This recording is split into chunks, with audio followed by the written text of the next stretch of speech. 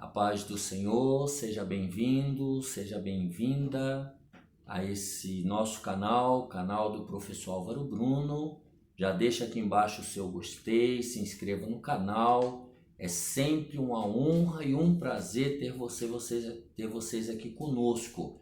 Já compartilhe esse vídeo com outras pessoas para que elas também sejam abençoadas. Estamos ministrando sobre escatologia, o final de todas as coisas. No vídeo anterior nós falamos sobre o tribunal de Cristo e os galardões. E hoje nós vamos falar sobre as bodas do Cordeiro. Lembrando que nós estamos fazendo esse estudo baseado no trabalho do pastor Elinaldo Renovato, no ano de 2016 para a CPAD. Bom, as bodas do Cordeiro, o texto que nós vamos ler está em Apocalipse 19, verso 9. E disse-me, escreve, bem-aventurados aqueles que são chamados à ceia das bodas do Cordeiro.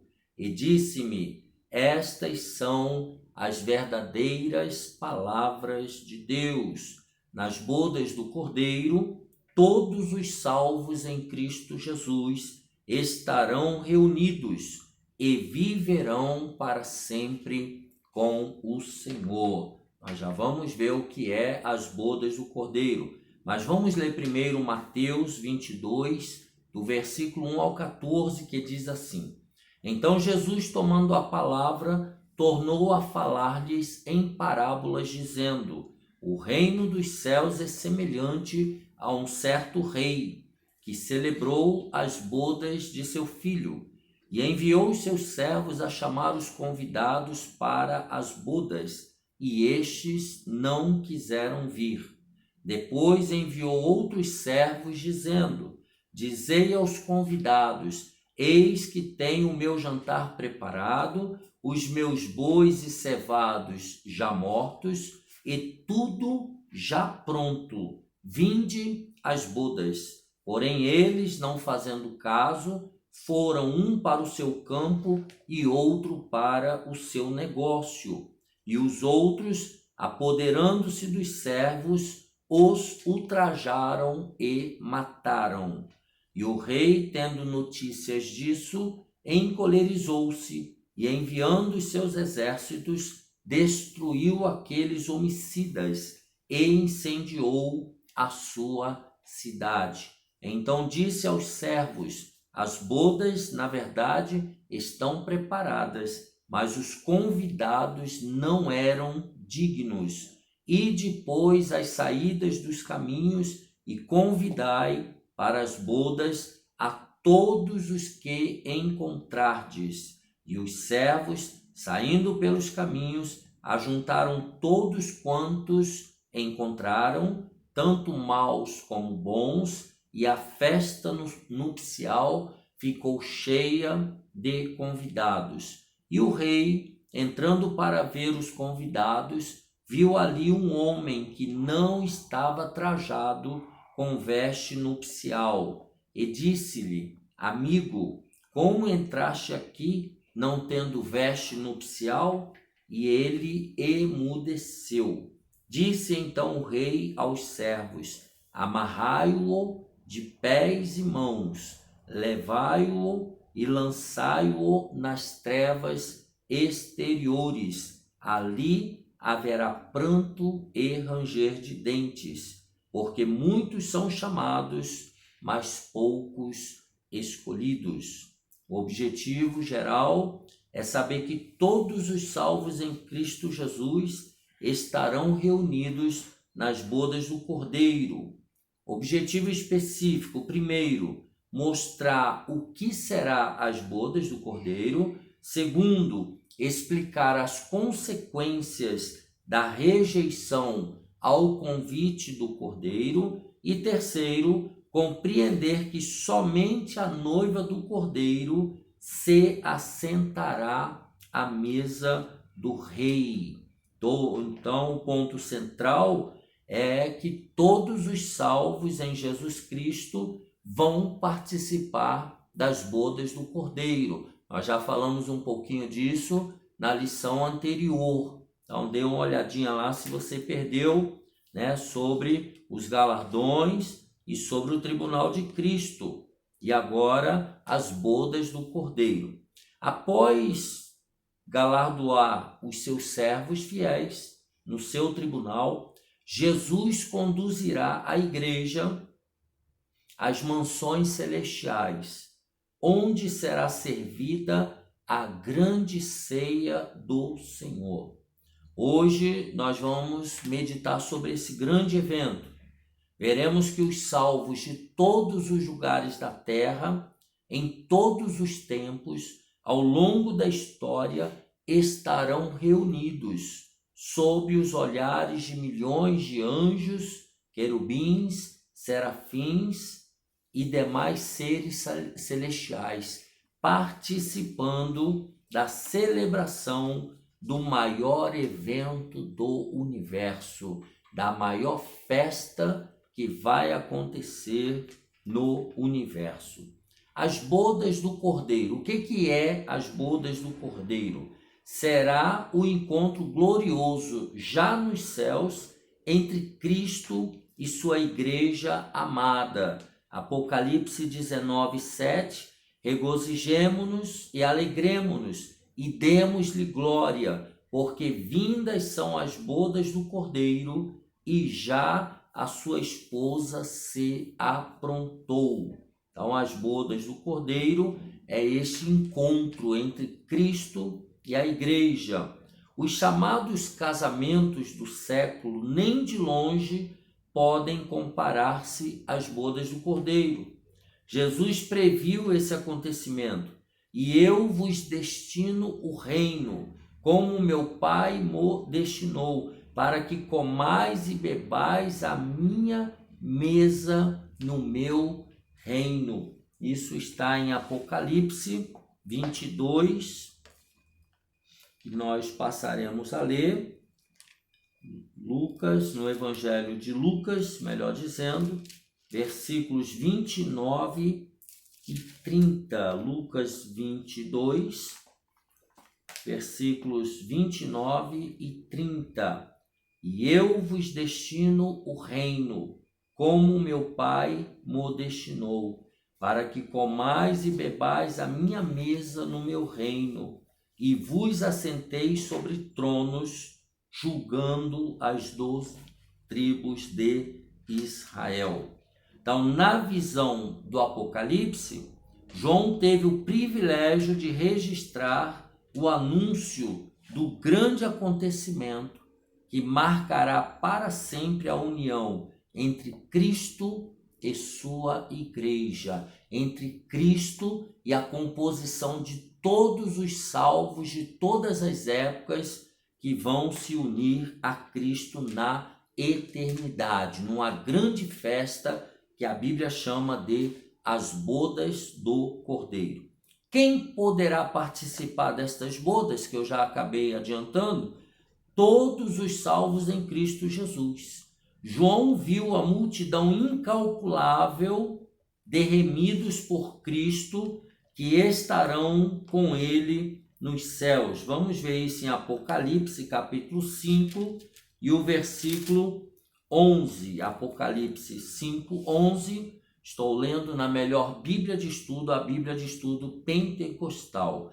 E olhei e ouvi a voz de muitos anjos ao redor do trono e dos animais e dos anciãos. E era o número deles milhões de milhões e milhares de milhares. Então eram uma multidão para viver eternamente com Jesus. A noiva do Cordeiro, a igreja, é composta dos cristãos verdadeiros e dos crentes de todas as épocas. Então, esses crentes e cristãos verdadeiros é quem irá participar das bodas do Cordeiro. E quem ficará de fora desse evento glorioso? Quem é que vai ficar de fora?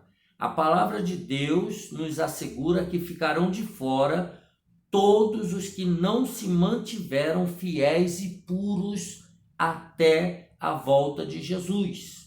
Porém, Apocalipse 22 e 15, que nós vamos passar a ler agora, Apocalipse 22 e 15, apresenta uma relação mais detalhada dos que ficarão de fora das bodas do Cordeiro. Não poderão participar. E eu vou ler aqui na Bíblia de Estudo Pentecostal, a partir do versículo 12. Eis que cedo venho, e o meu galardão está comigo, para dar a cada um segundo a sua obra. Eu sou o Alfa e o Ômega, o princípio e o fim, o primeiro e o derradeiro. Bem-aventurados aqueles que lavam as suas vestiduras no sangue do Cordeiro, para que tenham direito à árvore da vida e possam entrar na cidade pelas portas. Ficarão de fora os cães e os feiticeiros, e os que se prostituem, e os homicidas, e os idólatras, e qualquer que ama e comete a mentira. Vamos ver isso aqui na linguagem de hoje, Apocalipse 22, se você está com a Bíblia aberta, nos acompanhe, 22 e o versículo 15. Essa linguagem fica muito mais explícito. 22 e 15.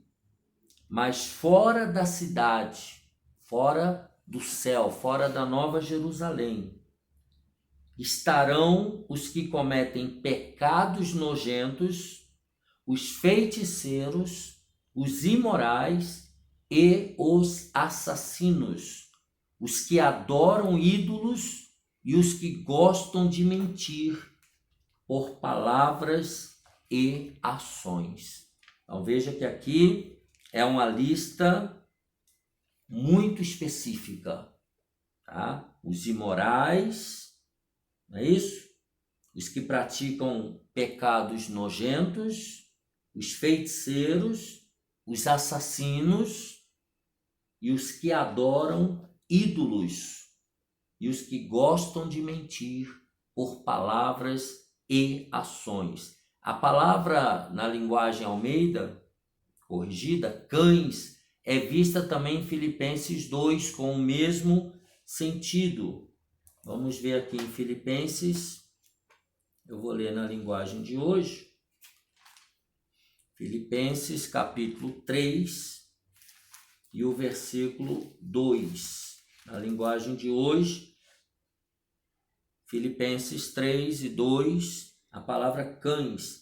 Cuidado com os que fazem coisas más, que são os cães.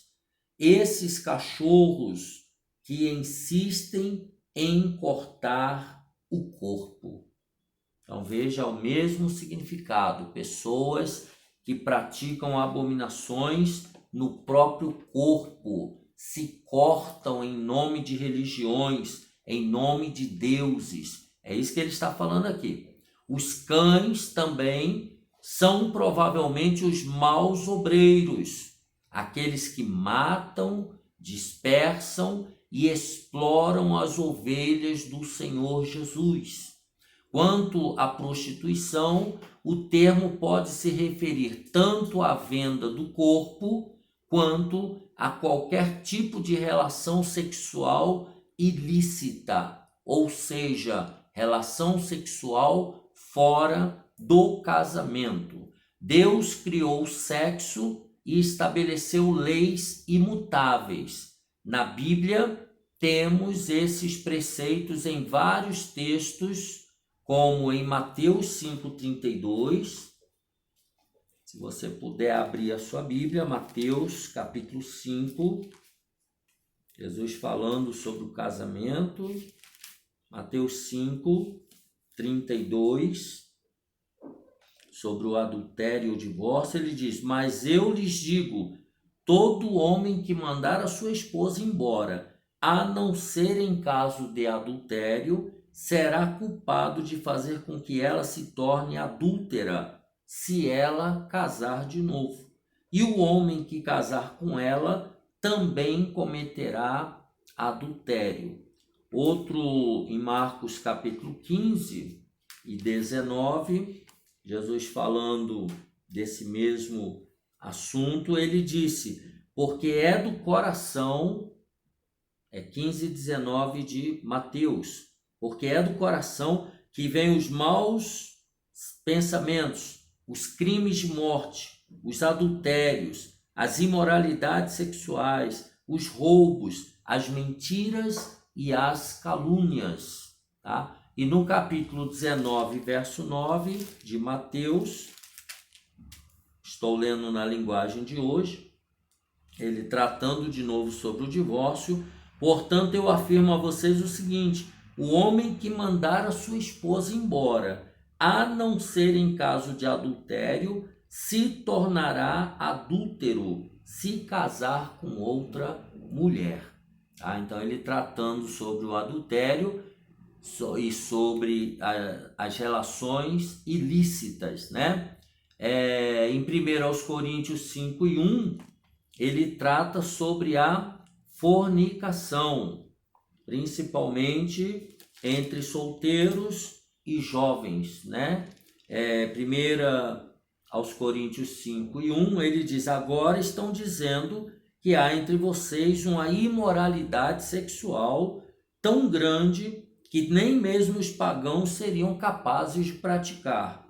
Fiquei sabendo que certo homem está tendo relações com a própria madrasta.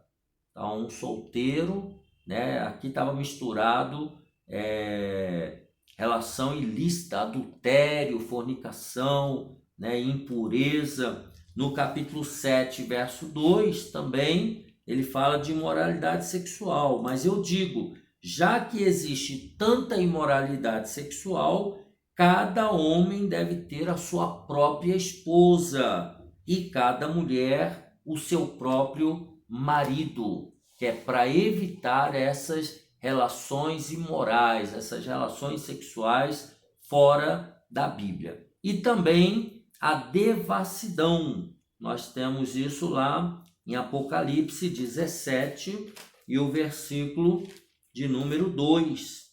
Apocalipse 17, versículo 2. Os reis do mundo inteiro cometeram imoralidade sexual com ela, e os povos do mundo ficaram bêbados com o vinho da sua imoralidade, falando aqui da famosa prostituta. Possivelmente essa devassidão aqui estava relacionado à religião, tá? As escrituras sagradas hoje nos advertem que vos abstenhais da prostituição. Então nós estamos falando sobre as bodas do Cordeiro, vimos o que é as bodas do Cordeiro, quem poderá participar e quem ficará de fora, tá? As bodas do Cordeiro será o encontro glorioso do Senhor Jesus Cristo com a sua noiva, com a igreja, com o seu povo, que será arrebatado. Número 2, a rejeição ao convite do Cordeiro.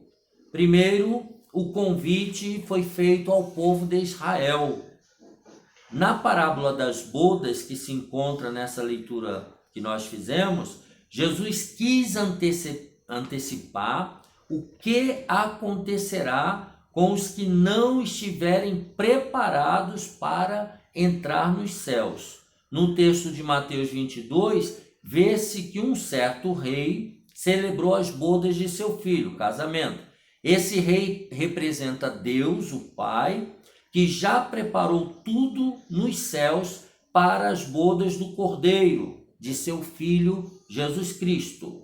Num primeiro momento, aquele rei manda seus servos a chamar os convidados para as bodas, e estes não quiseram vir.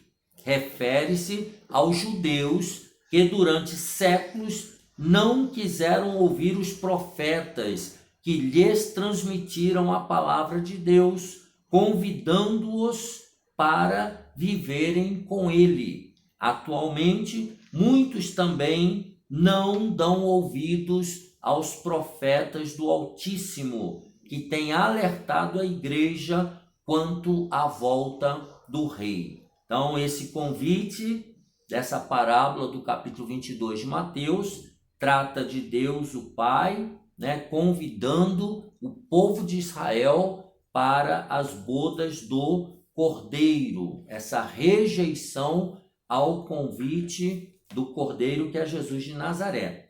A tragédia dos que rejeitaram a Deus.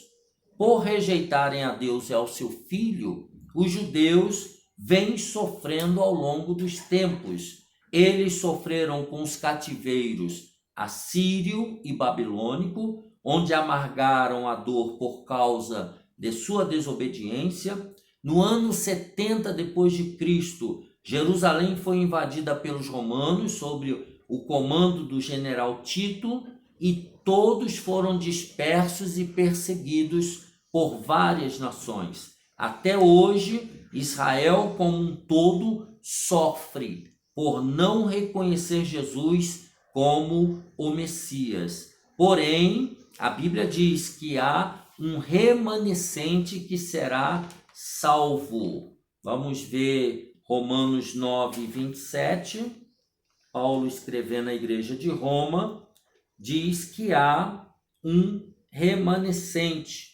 Romanos capítulo 9 e o versículo 27, que ora leio na linguagem de hoje. E Isaías disse a respeito de Israel: mesmo que o povo de Israel seja tão numeroso como os grãos de areia da praia do mar, somente alguns deles serão salvos. Somente aqueles que receberam a Cristo como Salvador, somente aqueles que aguardaram a vinda, os do Antigo Testamento, que aguardaram a vinda do Filho de Deus e obedeceram às palavras do nosso Deus no Antigo Testamento. Apocalipse 7, do versículo 4 ao 8, ele diz assim, na linguagem de hoje, Apocalipse 7, do 4 ao 8. Aí me foi dito o número dos que foram marcados. Eram 144 mil. Eles pertenciam a todas as tribos do povo de Israel. 12 mil de cada tribo, de Judá, Ruben, Gade, Aser, Naftali, Manassés, Simeão, Levi, Isacar, Zebulon, José e Benjamim. Aqui está tratando dos remanescentes no período da grande tribulação, diga-se de passagem, tá? Só os remanescentes da grande tribulação aqui, eles possivelmente serão esses números ali, serão salvos. O rei convida a todos, isso é muito importante. Na parábola das bodas, Mateus 22, o rei envia o convite a todos que pertencem ao seu reino. Porém, seus súditos não quiseram comparecer às bodas. Estes que tiveram a liberdade de rejeitarem o convite referem-se a Israel. No entanto, nas bodas do Cordeiro, todos os que rejeitarem o convite de Jesus Cristo, tanto judeus quanto gentios, serão excluídos eternamente da presença e da comunhão do Filho de Deus. Portanto, ninguém será tido por inocente. Aqueles que rejeitarem o convite do Rei Jesus Cristo para a salvação eterna, esses viverão eternamente excluídos do céu. Portanto, não participarão das bodas da grande festa lá no céu. Certamente terão a grande festa de grande sofrimento no inferno, no lugar de lago e enxofre, para aqueles que recusarem a Cristo Jesus, tá? Todos os que rejeitarem o convite de Jesus Cristo, resumindo, serão excluídos eternamente da presença do rei. Vamos agora à noiva do Cordeiro, assentados à mesa do rei. Olha que coisa maravilhosa. Os crentes do Antigo Testamento juntar-se-ão aos fiéis da igreja, num só grupo, para assentar-se à mesa do rei. Lucas 13, 29. E virão do Oriente, do Ocidente, do Norte e do Sul, e assentar-se-ão à mesa no reino de Deus. Será a consagração gloriosa de todos os salvos que venceram as lutas, os obstáculos e as barreiras e mantiveram-se limpos e puros. Lá em Apocalipse 3 e 5 diz: o que vencer será vestido de vestes brancas e de maneira nenhuma riscarei o seu nome do livro da vida e confessarei o seu nome diante de meu Pai e diante dos seus anjos. Jesus apresentará a sua noiva sem mancha, nem ruga, nem coisa semelhante. Está lá em Efésios 3, 5 e 27. Então haverá um grande desfile e Jesus vai confessar o nome de cada cristão diante do Pai e diante dos seus anjos lá nas bodas do Cordeiro. É como se fosse a apresentação daqueles que estão chegando no céu. Nós todos, cada um individualmente, seremos apresentados ao Pai, seremos honrados diante do Pai, seremos honrados diante de todas as miríades de anjos, arcanjos, querubins e serafins. Todos saberão o nosso nome e aquilo que nós fizemos aqui na terra. Será algo estupendo, né? Segundo, as características da noiva do Cordeiro. Isso é muito bom você prestar atenção. Vamos ver algumas marcas da noiva do Cordeiro. Primeiro, é fiel. Mesmo enfrentando as intempéries da vida, a igreja, com a ajuda do Espírito Santo, isso é muito importante, permanecerá fiel ao seu noivo. Hoje em dia, infelizmente, temos visto a infidelidade de muitos crentes. Estes são infiéis a seus cônjuges, infiéis a pastores, infiéis à igreja, infiéis ao ministério. Então, é muito importante nós tomarmos cuidado, porque a noiva do Cordeiro, ela é fiel. Uma segunda característica da noiva, ela é santa. Só pode ser igreja quem é santo. Vamos ver em 1 Pedro, logo depois aí de Hebreus e de João, e de Tiago, melhor dizendo, 1 Pedro capítulo 1 e o versículo 15. Olha o que diz o texto, 1 Pedro 1 e 15. Mas como é santo aquele que vos chamou, sede vós também santos em toda a vossa maneira de viver. Então, só pode ser igreja quem é santo, quem é separado, quem é puro, quem vive em santificação. Hebreus, capítulo 12 e o versículo 14, diz assim: segui a paz com todos e a santificação, sem a qual ninguém verá o Senhor. Então é muito importante saber que a igreja, o cristão, ele é santo e ele vive em santificação, ele vive procurando separar-se do mundo, separar-se do pecado, separar-se da impiedade, separar-se da incredulidade. Isso significa ser santo. Para andar com Deus, que é santo, eu e você precisamos também ser santos.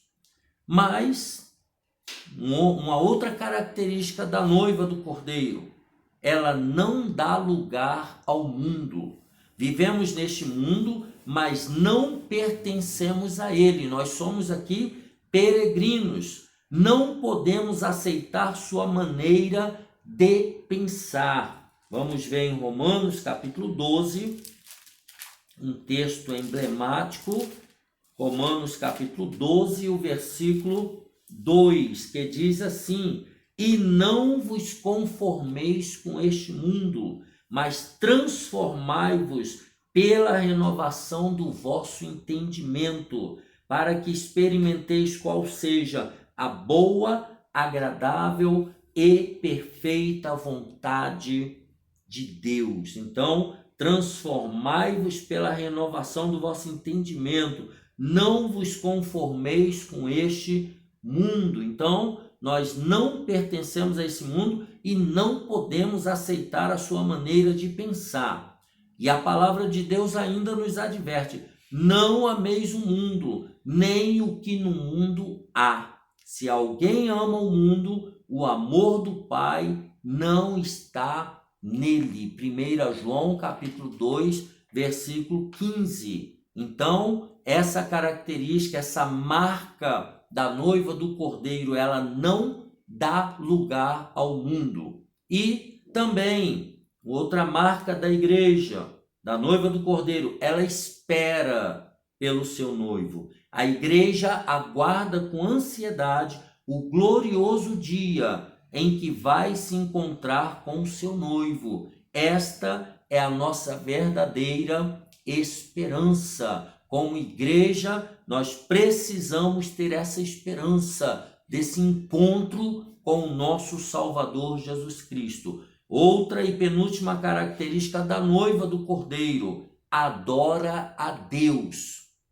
E quando nós falamos adora a Deus, adora o Pai, o Filho e o Espírito Santo somente, tá? Como igreja do Senhor, precisamos adorá-lo em espírito e em verdade, conforme Jesus falou lá em João capítulo 4 para aquela mulher samaritana.